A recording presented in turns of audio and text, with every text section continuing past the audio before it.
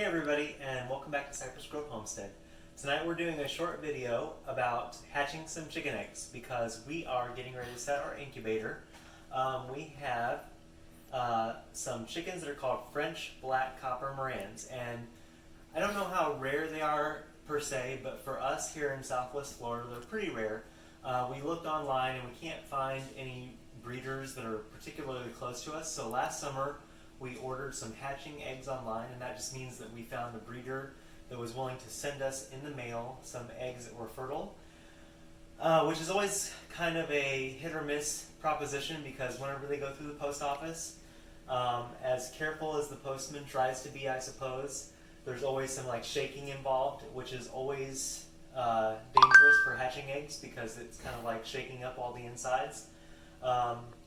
So we ordered, I think we ordered maybe 24, we ordered 2 dozen eggs, and we paid, because they are pretty rare chickens, we paid a pretty good price. I think for the 2 dozen eggs we paid maybe $80. And then out of all that, we ended up hatching we had a lot of boys. 8 or 9 chickens, but out of all those 8 or 9 chickens, we only caught 2 girls. Yeah. And so we ended up getting rid of all of them but 4, 2 boys and 2 girls. And they lay these really dark eggs. Okay. Right here. Mm-hmm. So what we're doing now is we're trying to hatch them because if something were to happen to those hens that we have now, right now, if we think we paid $80 per chicken and we have 4 of them, then each chicken costs us $20. Mm-hmm. So anytime that something would happen to those eggs or to those chickens, then the price goes up. Right.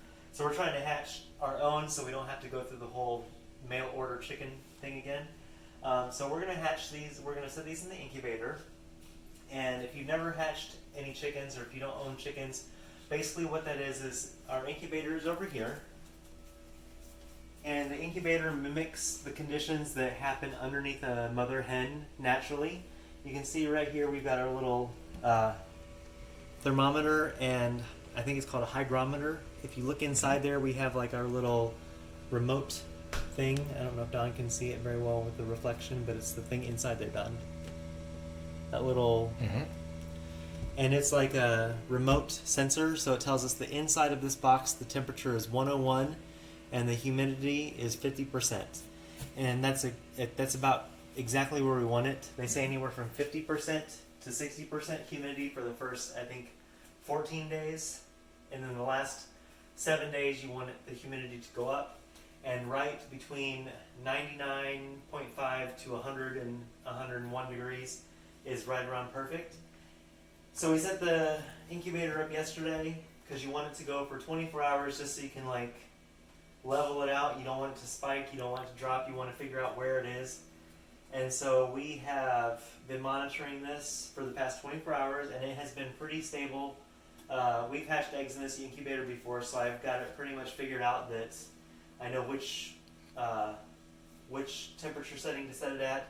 Because if you look right here on the top of this incubator, it says it's 100 to set it at 102.3, which obviously that's too hot for the eggs, but I know that if I don't set it at 102.3, then the temperature is not high enough. Okay. So we figured this out. So this is set up perfect, and then these are the eggs that we're going to set. These are purebred because we only have the French Copper Maran roosters, and these are the eggs that are laid by our French Copper Maran hens. Mm-hmm. So any chicks that are hatched from these eggs will be purebred French Copper Maran chickens. These eggs are the green eggs that we have, and these are just from chickens that are called Easter eggers, and they're basically just kind of like mutt chickens.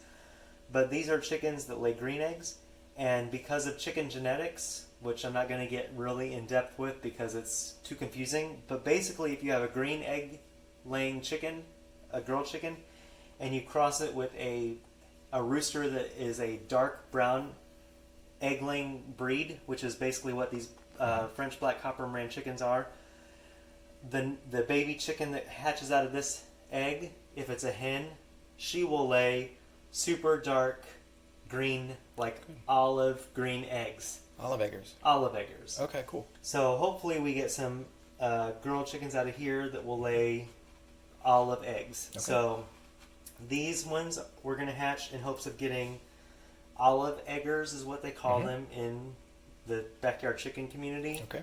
And these ones we're going to set in hopes of not getting all boys like we did last time. Right.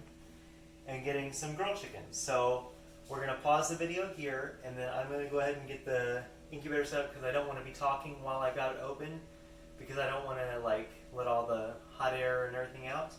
So I'll come back in a few minutes after I've got the eggs in there, and then we'll continue.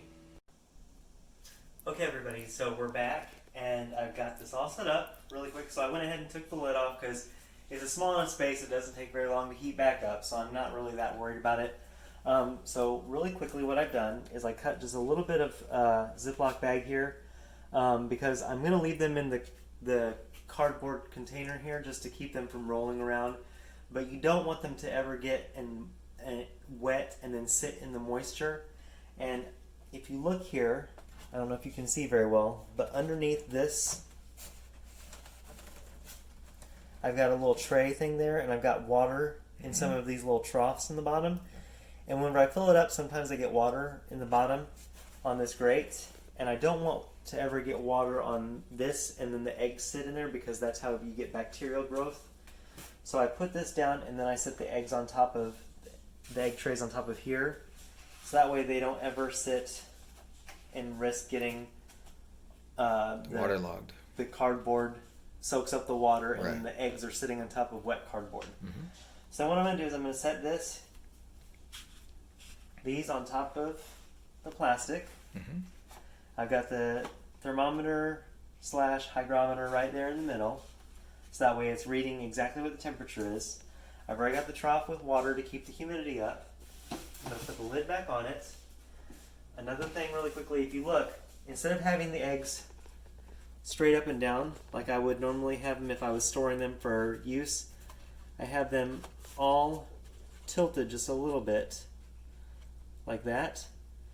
And then every 2 or 3 hours during the day I come in and I rotate them around, because in nature the mother hen will like rotate them and roll them around, because you never want the egg to stay stationary like on one side, because then the yolk will settle on that side, and whenever the chick inside of the egg is developing, it can get stuck on that one side of the egg and the shell, and it could just cause developmental problems. Like it can like cause malformed wings or legs or things like that. So you just want to always rotate it so that it helps the yolk stay in the center of the egg.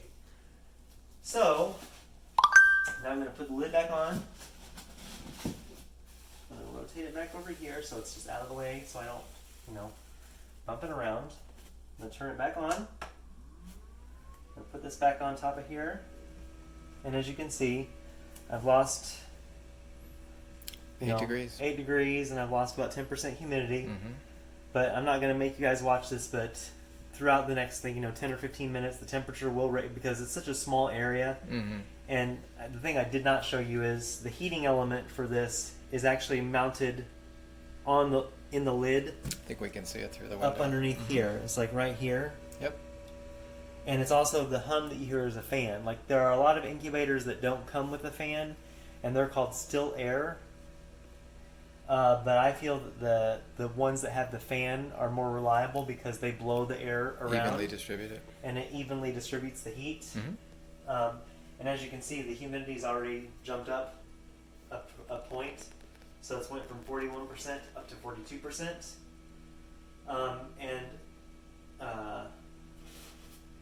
Right now, this is basically a waiting game. I mean, this is pretty much as exciting as it gets for the next 21 days.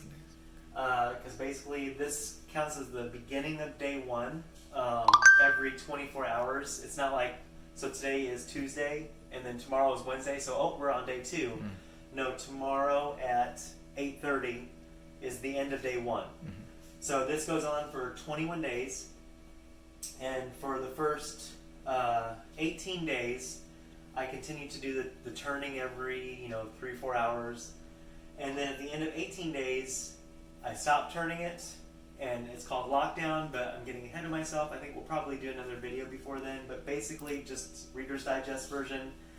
At the 18-day mark, you stop turning it, because in nature the mother hen would stop turning it, because at that point she can hear inside of the eggs, and she can hear the baby chicks, like they start like talking to her, and she knows that at that point she stops doing it. Obviously we can't do that, we can't hear inside of the eggs, but at day 18 we would stop turning them, because that's at the point where they start getting themselves oriented inside of the shell to hatch.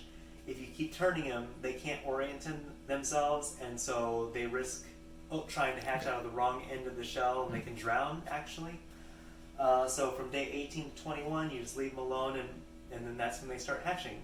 So from now until 21 days from now, it's just kind of waiting game, but we'll keep you informed. Yeah.